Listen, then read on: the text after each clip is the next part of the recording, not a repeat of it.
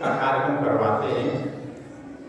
योग साधना से मतलब होता है कि जैसे अपन कैसे योग करें, भजन कैसे करते हैं, भजन आप सही करते हैं कि नहीं, इसके बारे में अपन इस बसंत पंचमी के उपलक्ष्य में आपको ये जानकारी देते हैं। तो सबसे पहले हमको ये जानने की जरूरत है कि ये बसंत पंचमी पर्व क्यों मनाया जाता है, इसके बारे में आप लोगों को भी जानकारी होना चाहिए। बसंत पंचमी पर्व जो अपने स्वामी स्वरूपानंद महाराज हैं, उनका ये जन्म दिवस है, उनकी ये बर्थडे है और ये तभी से ही चल रहा है। ये बर्थडे स्वामी स्वरूपानंद महाराज का है, इसलिए अपन ये बसंत पंचमी के रूप में अपन उनका बर्थडे मनाते हैं। इनके बारे में थोड़ा सा आपको जानकारी ले लेना चाहिए स्वामी स्वरूपानंद महाराज के बारे में। उस समय हिंदुस्तान और पाकिस्तान एक ही था। जब इनका जन्म हुआ था तब ये एक ही था, हिंदुस्तान और पाकिस्तान। ये पाकिस्तान में ही इनका जन्म हुआ था। टेरी नाम से इनका, टेरी कोई गांव था, वो हाट जिला था, वहीं उनका जन्म हुआ था। और ये जन्म उनका कब हुआ था? 1884 में, यानी 1884 में इनका जन्म हुआ था और 1936 में इन्होंने अपना शरीर पूरा कर लिया था। तो लगभग ये 52 साल में अपना शरीर छोड़ के चले गए थे। केवल 52 साल में स्वामी स्वरूपानंद महाराज ने अपना शरीर पूरा कर लिया था और 52 साल की उम्र में ही इन्होंने जो अपन 100 साल में कर सकते हैं या नहीं कर सकते, वो इन्होंने 52 साल में ही पूरे जगत में, पूरे विश्व में जो है ना, जगत गुरु कहलाए। और ये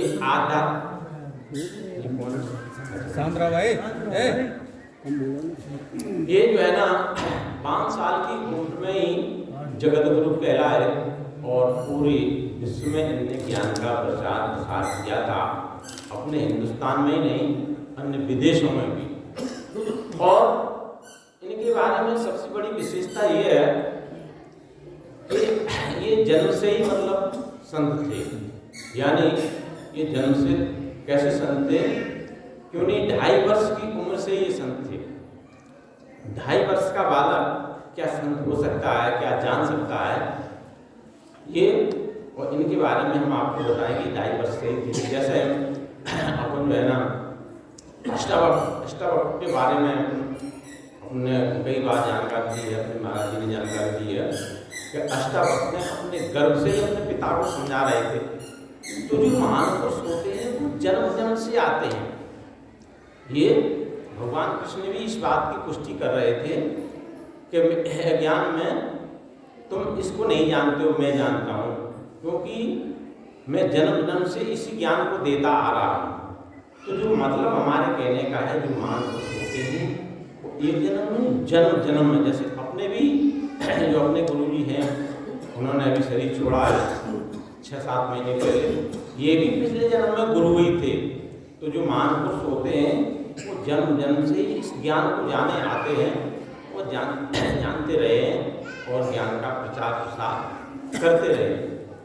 तो ऐसे ही ये अपने स्वामी स्वरूपानंद महाराज थे, तो ये जन्म जन्म से ही गुरु बनते आ रहे थे। तो जन्म से माने पिछले कई जन्मों से, और आगे भी उनको कई जन्मों में वही कार्य करना है। तो इनके बारे में हम थोड़ा सा जानकारी दे दें स्वामी स्वरूपानंद महाराज के में कि ये 2.5 वर्ष के संत थे। ये कितने साल के? 2.5 वर्ष, मतलब 2.5 वर्ष की इनकी उम्र थी। 2.5 वर्ष की उम्र का बालक क्या कर सकेगा? तो इनके गुरु कौन थे? स्वामी स्वरूपानंद महाराज के अद्वैतानंद जी थे। अद्वैतानंद जी के बारे में हम सब लोग जानते हैं कि बिहार के रहने वाले थे। छपरा छपरा जला था। हम लोग देख के आए हैं, महाराज जी के साथ में गए थे एक बार। ये ज्ञान सिंह भदौरिया उनका जो अपनी डिम्पल यहाँ बैठे होंगे, यहाँ आए आज वो, तो उनके साथ में उनके यहाँ गए थे। अपन झारखंड में गए थे, तब उधर से लौट के सब लोग आए थे, तो अपन इनके जन्म स्थान देख के आए थे छपरा में इनका अद्वैतानंद जी का। तो वहाँ उनका जन्म हुआ था। तो वो उनके गुरु थे इनके स्वामी स्वरूपानंद महाराज के। तो वो भी बहुत उच्च कोटि के संत थे। तो क्या हुआ, जब ये 2.5 वर्ष के बालक थे तो ये वहीं पहुँचे जाके अद्वैतानंद जी। उन्होंने कहा स्वामी स्वरूपानंद महाराज की माँ से कि ये बालक मेरा है, ये मुझे दे दो। उनकी माँ का नाम यशोदा था, स्वामी स्वरूपानंद महाराज को। तो उन्होंने कहा ये बालक मेरा है, मुझे दे दो। तो इनकी माँ ने कहा अरे जैसे कोई संत, अभी आपका कोई छोटा बालक हो और कोई मांग है, क्या कह रहे हैं पीछे लोग, कुछ कह रहे हैं, क्या कह रहे हैं, आवाज आ रही सबको? तो ये उनकी माँ ने कहा, मतलब ऐसे तमाम संत करते हैं, उन्हें अरे ये बालक कैसे, मतलब कैसे बालक दे सकते हैं इन संतों को। आजकल भी जैसे कोई बालक, कोई बाबा या सन्यासी भेष धारण किए किसी माँ से छोटा सा बालक मांगने आए तो कोई दे सकता है? तुझे ये कहेगा अरे ये कहाँ ले जा रहे हैं, क्या है, मतलब उसको और दिखाएंगे चोर है, डकैत है, क्या है, उसको पकड़ो, थाने में रिपोर्ट करो और तमाम तरह की बात करते हैं। तो उनकी माँ ने मतलब मना कर दिया कि बालक ये संत कहाँ से आ गया? अरे तुम ऐसी बातें करते हो, मैं कैसे बालक अपना दे दूँ? जी मेरा बालक है, मैं तुम्हें नहीं दे सकता। और तुम कह रहे हैं मेरा बालक है।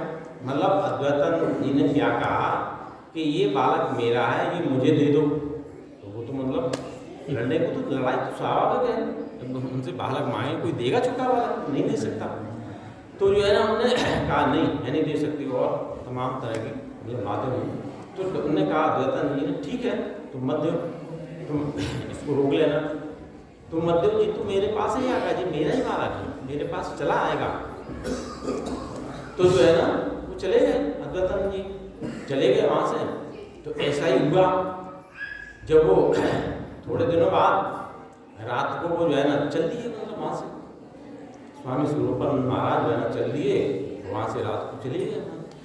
चले आ रहे थे, तो उस समय जो है ना रात को चले आए, सुबह हुई, सुबह अपने चले आ रहे थे। तो वहाँ क्या हुआ, कुछ जो चरवाहे रहते हैं, चरवाहे उनको देख रहे थे। तो बालक बेचारे क्या चले, अब 2.5 वर्ष का बालक कितना चलेगा, थोड़े बहुत चले होंगे, थक गए होंगे और सो गए होंगे। सूर्योदय हुए, थोड़ी सी धूप निकली तो धूप लगी होगी, मतलब अपना लेट गए, सो रहे। तो सोते समय क्या हुआ, उधर चरवाहे जा रहे थे अपने पशुओं को चराने के लिए। तो वो क्या देख रहे हैं, तो वो 2 सर्प जो है ना खड़े हुए हैं, जो सो रहे थे, छोटा सा बालक सो, तो 2 सर्प उनकी छाया किए हुए हैं, छोटे से बालक के ऊपर 2 सर्प छाया किए हुए। अब वो सर्प जो चरवाहे देख रहे थे, मुझे उनके मन में जो विचार आया, उन्होंने कहा अरे भाई ये छोटा सा बालक है कि तो सर्पों ने इसको काट लिया, तो ये खत्म हो गया होगा, मर गया होगा। तो अब वो डर रहा है उन्हें कि दूर से जैसे मतलब जैसे सर्प को मारना चाहें, तो वो छाया किए हुए हैं। तो उन्हें कि अब सर्प को मारते हैं तो बालक मर जाएगा, बालक मान ली जिंदा हो, बालक तो मर सकता है बालक। तो वो अब असमंजस में पड़े हुए हैं, वहाँ के जो चरवाहे लोग थे तो बड़े देख रहे हैं।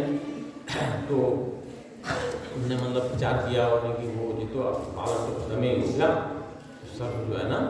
अब तब तक क्या हुआ, तो उनकी माँ जो है ना थी मतलब वहाँ, और तो उधर बालक नहीं मिला पूरे परिवार को, माँ बाप को, तो उधर वो घबरा गए। तो थोड़ी देर बाद क्या हुआ कि वो जो है ना जहाँ मतलब अद्वैतानंद जी जो थे वो वहीं पहुँचे हुए थे, तो वहाँ उन्होंने अपना आश्रम बना लिया था। तो थोड़ी देर बाद क्या हुआ कि सर्प जो है ना, सर्प वहाँ से चले गए, तो बालक चल के जहाँ अद्वैतानंद जी वहीं जाके पहुँच गए। तब तक वो चरवाहा ने क्या किया कि एक बालक कोई मरा पड़ा हुआ है और उस सर्पों ने उसको काट लिया है, और वो अपने गांव में खबर कर देने चले गए। उधर वही थी कि ये बालक छोटा भाग गया है। तो उधर जो है ना वो सब लोग नहीं चिल्ला रहे थे, मतलब कि मेरा छोटा सा बालक जाने कहाँ चला गया, क्या होगा। तब तक उन्होंने खबर दे दी। तो उन्होंने कि हमने वहाँ देखा एक बालक, छोटा सा बालक है जो पड़ा हुआ है, उस सर्पों ने उसको काट लिया है। तो उन्होंने जाके उन्होंने कहा उनसे, तो सब लोग वहाँ से आए दौड़े दौड़े, तो वहाँ बालक नहीं मिला। तो फिर किसी ने और देखा होगा, बालक और गया उन्होंने कि वो इस रास्ते से चला गया, वहाँ एक आश्रम है अद्वैतानंद जी का। तो फिर वहाँ गए, तो वहाँ पहुँचे तो अद्वैतानंद जी मिले। उन्होंने कहा भाई अपने आप से कहा, वहाँ सब लोग मिले, रोए पीटी चिल्लाए, उन्होंने कि भाई मेरा बालक दे दो। तो अद्वैतानंद ने कहा कि भाई हमने आपसे कहा था कि जी बालक मेरा है, तुम्हारे पास नहीं रहेगा और तुम मुझे दे दो, देखो मेरे पास आ गया। तो उन्होंने कहा अब जी तुम्हारे पास नहीं रहेगा, तुम्हारे पास ये बालक नहीं रहेगा, अब जी मेरे पास ही रहेगा। तो वहाँ मतलब क्या हुआ है कि जब उनको वो यहीं ले चले आए, अद्वैतानंद जी उनको यहाँ ले चले आए, वहाँ अपना इतिहास से बताते हैं। तो वो उन्होंने दीक्षा दी। वो बालक तो मतलब गर्भयानी थे, जन्म से ही संत थे। तो 11 वर्ष की उम्र में उनको गुरु उपाधि दे दी थी, इनको स्वामी स्वरूपानंद महाराज को। मतलब 11 वर्ष में वो गुरु बन गए थे। जब 11 वर्ष की उम्र हुई थी तो गुरु बन चुके थे। तो ये और फिर अपने सभी परिवार को, अब सभी परिवार को, माता पिता को और भी जो भी नजदीक थे सबको ही ले आए थे, सबको दीक्षा दिलवा दी थी और सभी लोग वहाँ से छोड़ के चले आए थे और सभी लोग संत हो गए थे। ऐसा उसमें बताते हैं, उनका जो इतिहास है। तो ऐसे स्वामी स्वरूपानंद महाराज थे। उन्होंने जो है ना अपने 11 साल की उम्र के बाद कई आश्रम बनाए। आनंद कुंज जो अपन ने देखा होगा, ये उन्हीं का बनाया हुआ है। हम लोग एक बार बरेली गए थे, महाराज जी के साथ में गए थे बरेली। तो वहाँ उन्होंने एक आश्रम बनाया। उस आश्रम पर 100 बीघा जमीन लगी हुई है। और वो बताते हैं कि जी स्वामी स्वरूपानंद महाराज ने उस आश्रम को बनाया। अब वर्तमान में तो सब ऐसे ही हो गया आश्रम में। तो मेरे कहने का मतलब है, अब जो अपन बसंत पंचमी का पर्व मनाते हैं, वो बसंत पंचमी का पर्व स्वामी स्वरूपानंद महाराज की जन्म हुआ था, उसी के उपलक्ष्य में अपन मनाते हैं। उन्हीं बसंत पंचमी के उपलक्ष्य में ही योग साधना का कार्यक्रम रखते हैं। योग साधना तो अपन बाद में करवाएंगे, सुबह 4 बजे होगी योग साधना। तो इस तरह से अपन जानकारी दी, इसलिए अपन थोड़ा सा जो अपने स्वामी स्वरूपानंद महाराज थे, जो उन्होंने इस विश्व में आत्मज्ञान का बोध कराया, उन्होंने मतलब इतना ऐसा बताते, गुरु महाराज जी बताया करते थे कि तब तो ऐसे कोई साधन भी नहीं थे। मतलब आजकल तो बहुत साधन है, गाड़ी घोड़ा, मतलब जीप का, तमाम तरह की ट्रेनें, बस उस समय तो कोई साधन नहीं थे। पैदल चल के उन्होंने ज्ञान का प्रचार किया। पैदल सारी गर्मियों में जो है धूप में चलते थे, दिन भर चलते थे और चल के उन्होंने ज्ञान का प्रचार किया। तो ये आध्यात्मिक ज्ञान बहुत ऊंचा है। इस आध्यात्मिक ज्ञान के बारे में अपन को जानना चाहिए और इस पर आरूढ़ हो जाना चाहिए। इस पर जो है ना आरूढ़ होकर इसको अपन को पहले हृदय में बिठा लो, फिर अपन दूसरे को बताओ। भाई पहले अपन जानेंगे तभी तो अपन दूसरे को बताएंगे। इस ज्ञान के बारे में पहले आप लोगों को इसको अच्छी तरह से समझना चाहिए, तभी अपन दूसरे को जना सकते हैं। हमें इसकी जानकारी नहीं होगी तो हम आपको क्या बताएंगे। नानक जी कहते हैं ना कि आप जपें औरों को जपावें, नानक मुक्ति वैसी पावें। मतलब पहले हम इसको जाने, हम जपें, तब हम दूसरे को जपाएं। तो कहते नानक जी, नानक मुक्ति वैसी पावें, पहले हम इस ज्ञान को जाने। तो इसलिए आपको इस आध्यात्मिक ज्ञान के बारे में अच्छी तरह से जानकारी हो जाना चाहिए, तब हम अपन इसको दूसरे को बता सकते हैं। तो अपन थोड़ा सा इसके बारे में भी अपन चर्चा कर लेते हैं। तो भोजन बन रहा है। आध्यात्मिक अपन संक्षिप्त में ही करते हैं। देखो आध्यात्मिक बारे में अपन इसमें आरूढ़ हों और इसके बारे में गहराई जाने। गहराई अपन इसकी नहीं समझेंगे अपन तब तक इस पर अपन इसका पूर्णतः इस पर प्राप्त नहीं कर सकते। इन 4 चीज़ों के बारे में जो अपनी 4 मुक्तियाँ हैं उनके बारे में अपन ने कई बार बताया, नाम तो बताया, लेकिन गहराई आपको जानने की जरूरत है। अपने बड़े बड़े महापुरुष हुए, जैसे राजा अम्बरीश हुए, राजा खट्वांग हुए हैं, जो बड़े बड़े महापुरुष हुए, माता देवहूति, परीक्षित, राजा परीक्षित जैसे जिन्होंने 101 अश्वमेध यज्ञ किया था, तब भी उन्होंने उस परमात्मा को नहीं जान पाया था, तो बाद में उन्होंने परमात्मा को जाना था। तो इसमें अपनी कोई भूल नहीं है, अपनी कोई बुराई नहीं है, अपन को इसकी कमजोरी नहीं समझना चाहिए। जब तक हमें कोई चीज़ नहीं प्राप्त होती तब तक हम उसको नहीं प्राप्त कर सकते। जब तक हमें किसी चीज़ का रास्ता ही नहीं मालूम, हमें क्या मालूम ये सोने का है, हम तो इसको कागज़ का समझ रहे हैं, हो सकता है सोने का हो। जब तक हम इस कागज़ को ही समझ रहे हैं तो हम कागज़ की कीमत समझेंगे, और जो चीज़ सोने की है जब तक हम इसको सोना नहीं समझेंगे तब तक हम इसका पूरा लाभ नहीं ले सकते। ऐसे ही आध्यात्म, इस 4 मुक्तियों के बारे में हम इसका असलियत चीज़ नहीं समझेंगे तब तक हम उसका पूरा प्रतिफल अपन नहीं ले सकते। तो 4 मुक्तियों के बारे में थोड़ी सी संक्षेप में चर्चा करते हैं। अपनी 4 मुक्ति हैं।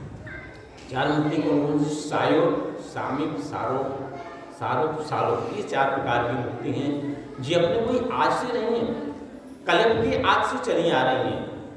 जी कलयुग के आज से ही 4 मुक्ति चली आ रही हैं, और ईश्वर एक है और उसका रास्ता भी एक ही है। इन 4 मुक्तियों के अलावा दूसरा कोई रास्ता नहीं है। अपन दूसरे रास्ते पर उस ईश्वर को प्राप्त करना चाहे नहीं प्राप्त कर सकते। जैसे अपने भागवत में लिखा है कि नाना शास्त्र पठन लोके नाना देव पूजनम, आत्मज्ञान बने पाप सर्वकर्म निरर्थकम। चाहे कितने नाना शास्त्रों का पठन पाठन कर लें, चाहे कितने देवी देवताओं की पूजा कर लें, पर आत्मज्ञान के अलावा जो सारे काम निरर्थक हैं। तो इन 4 मुक्तियों से अपन आत्मज्ञान को प्राप्त कर सकते हैं। आत्मज्ञान को प्राप्त अपन करते हैं बशर्ते इस 4 मुक्तियों के बारे में उनको जानकारी होना चाहिए। तो सबसे पहले हम बताते हैं शायो मुक्ति। देखो शायो मुक्ति वह मुक्ति होती है जिससे अपनी कभी अकाल मौत नहीं हो सकती। यदि अपन ने वास्तविक रूप से शायो मुक्ति को जाना है तो अपन अकाल मुक्ति से गारंटी से बच जाएंगे। अब बशर्ते अपन को उसकी जानने की जरूरत है। अपन ने केवल एक बार दीक्षा ले ली और उसका कोई प्रैक्टिकल ही नहीं किया, तो प्रैक्टिकल नहीं किया तो फिर उसका कोई लाभ नहीं मिलेगा। प्रैक्टिकल करना पड़ेगा, अपन को उसको जानना पड़ेगा। प्रैक्टिकल माने उस पर अपन को चलना पड़ेगा। अपने शिवपुराण में मतलब कितना शंकर जी वो ईश्वर कहने वाले उसी शिवपुराण में इस शायो मुक्ति के बारे में लिखा है कि जो लोग शायो मुक्ति को प्राप्त करते हैं, जो लोग शायो मुक्ति को अच्छी तरह से जान करके वो प्राप्त करते हैं, वो अमृत को प्राप्त कर लेते हैं। अमृत का मतलब कोई अमर नहीं, जिस शरीर अमर नहीं होता, अपनी अकाल मौत नहीं हो सकती। अपन इस शरीर की उम्र को बढ़ा सकते हैं, इससे शायो मुक्ति के बल पर। तो वो शायो मुक्ति का आपको प्रैक्टिकल करना होगा, जो बहुत ऊंची चीज़ है शायो मुक्ति, बशर्ते प्रैक्टिकल की जरूरत है। प्रैक्टिकल नहीं करेंगे तो उसका लाभ नहीं मिलेगा। केवल एक बार दीक्षा ले ली अपन ने और उसका कोई प्रैक्टिकल नहीं किया तो उसका लाभ नहीं मिलेगा। प्रैक्टिकल तो करना पड़ेगा। प्रैक्टिकल करेंगे तभी अपन उसकी गहराइयाँ प्राप्त कर सकते हैं। जैसे अपन जो प्राणों से मेल करते हैं या कुंडली जागृत करते हैं, इसके बारे में डिटेल अपन 4 बजे बताएंगे, या कुंडली जागृत करते हैं तो शायो मुक्ति को पहले सिद्ध करना पड़ेगा। अपनी जो 4 मुक्ति हैं, 4 मुक्तियों में शायो मुक्ति पहले, इसको नहीं करेंगे तो और मुक्तियाँ आगे नहीं चलेंगी। ये शायो मुक्ति ऊंची चीज़ है, इसको अपन को प्रैक्टिकल करना चाहिए। इसके बाद में शामी मुक्ति आती है। शामी मुक्ति के द्वारा वो परमात्मा का अविनाशी नाम, परमात्मा का अविनाशी नाम के बारे में बोध कराया जाता है। ये परमात्मा का नाम, परमात्मा के नाम को अपन कभी मुँह से नहीं कह सकते हैं। परमात्मा का नाम अकथ है, इसका जप नहीं हो सकता। इसको इसी को अजपा गायत्री बोलते हैं, तो वो परमात्मा का नाम है। इस परमात्मा के नाम को अपन समझ लेंगे तभी अपन प्राणों का प्राणों से मेल कर पाएंगे, तभी अपन प्राणों का अपान मेल कर पाएंगे। ये परमात्मा का नाम अपन जब तक नहीं समझेंगे तब तक अपन ये कुंडली और आगे वाली चीज नहीं कर सकते। जैसे तुलसीदास ने चौपाई लिखी है कि चहुँ चहुँ नाम प्रभाव कल विशेष नहीं आन पाओ। मतलब ये परमात्मा का ये नाम है, ये चारों युगों में, मतलब चारों युग पहले भी था। अब जैसे अपन बहुत से लोग कहते हैं कि भाई तुलसीदास ने एक चौपाई और लिख दी है, तो उसमें लोग और भ्रमित हो जाते हैं कि राम सकल नामंत अधिका, ये राम का ही नाम सबसे बड़ा है। लेकिन अब उनके इष्ट राम ही थे, इसलिए उन्होंने लिख दिया। राम तो त्रेता युग में हुए थे और शंकर जी सतयुग में हुए थे, तो ये तो नाम तो कल्प के आत्मा है, पहले से ही है। मतलब राम तो त्रेता में हुए, और ये नाम को अपन मुँह से कह भी नहीं सकते हैं, ये तो परावाणी से लिया जाता है परमात्मा का नाम। तो ये जीवन मुक्त महामन जीव, सबसे बड़ी बात यह है कि परमात्मा का नाम क्या, जीवन मुक्त महामन जीव, हर वन सुने निरंतर जीव। वो लोग जीते जी मुक्त हैं जिन्होंने ईश्वर का निरंतर नाम सुना है। ये निरंतर परमात्मा का नाम तो उनको जानना है, सुनना है, उनको करना है, तब उनका इसका लाभ प्राप्त हो सकता है। इसके बारे में और भी गहराइयाँ को जानना पड़ेगी, ये हम आपको डिटेल सुबह 4 बजे बताएंगे। और तीसरी है सार्वमुक्ति। सार्वमुक्ति के द्वारा परमात्मा का साक्षात्कार होता है, यानी परमात्मा के दर्शन होते हैं, परमात्मा के अपन दर्शन कर सकते हैं। इसके द्वारा सार्वमुक्ति के द्वारा जब तक अपन इन दो मुक्तियों को मतलब सार्थक से नहीं करेंगे, यानी सिद्ध नहीं करेंगे, कम से कम उसको चलेंगे नहीं, इसका आपको प्रैक्टिकल नहीं करेंगे। कौन सा जी, शायो मुक्ति और साम्य मुक्ति, इन दोनों को जब तक नहीं करेंगे तब तक अपन सार्वमुक्ति को सफल नहीं कर पाएंगे। पहले शायो मुक्ति को सिद्ध करना पड़ेगा। शायो तुलसीदास ने कहा है कि देखिए रूप नाम आधीना, रूप देखिए रूप नाम आधीना, मतलब काय के अधीन देखेंगे रूप को, नाम के अधीन। रूप मतलब रूप काय के अधीन देखेंगे, नाम के अधीन। तो नाम पहले अपन को जानना होगा, इस नाम के बारे में अपन अच्छी तरह से जब तक नहीं जानेंगे तब तक उनको सार्वमुक्ति का अपन साक्षात्कार नहीं कर पाएंगे। तो पहले जिन दो चीज़ों को पकड़ना होगा।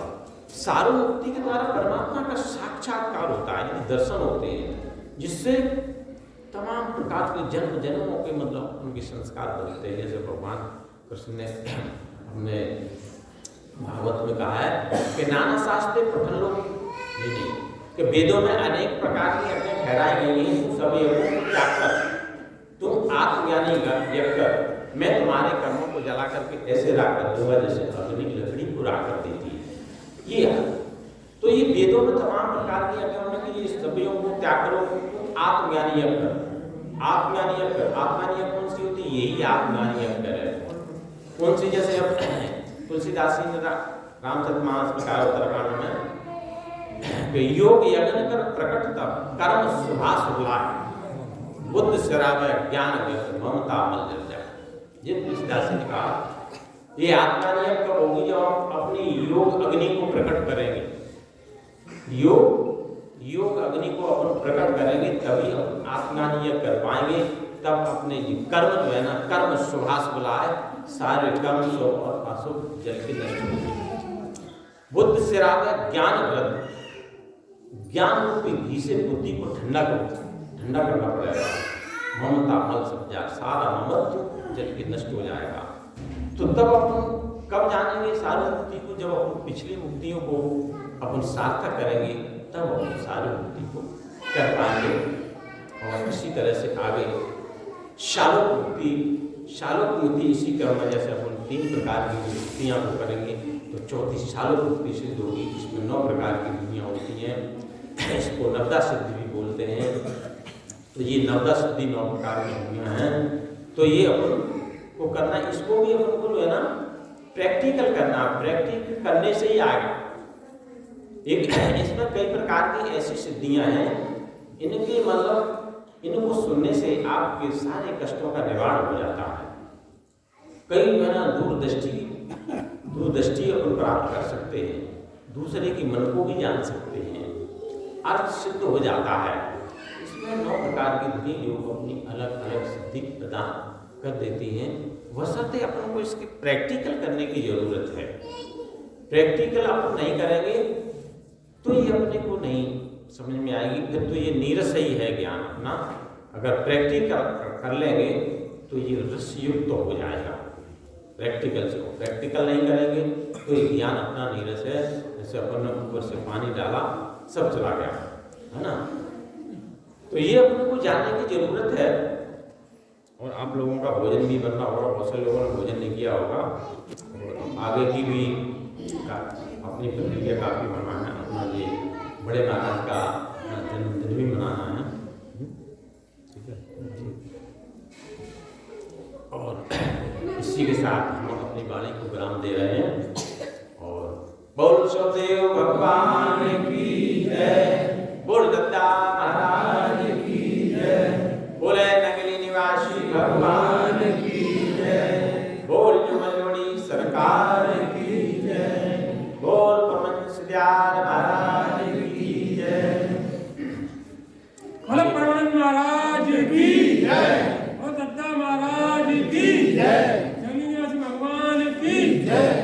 आगे का कार्यक्रम बता दें। अभी तो अपनी बड़े महाराज जी का जन्मदिन मनाया जाएगा। लोग ले आए केक काटना, बड़े हर्षोल्लास के सभी लोग मनाएंगे। उन्होंने थोड़ी सी गलती कर दी है, वो नहीं ले आ पाए, फिर भी अपन अपने मन में उल्लास रखें तो कोई दिक्कत नहीं है।